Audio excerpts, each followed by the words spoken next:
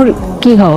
মুম্মু আমার ফ্রেন্ড হয়। তা তুমি কি তোমার বাবা মায়ের একমাত্র সন্তান না আরো ভাই বোন আছে? না আন্টি আমি একাই। জানো আমারও একটাই ছেলে। আমার ছেলে মেরিন ইঞ্জিনিয়ার, 80,000 টাকা স্যালারি পায়। তো আন্টি এইসব কথা আপনি আমাকে কেন বলছেন? আসলে এই যুগের ছেলে মেয়েরা তো নিজেদের পছন্দ নিজেরাই করে।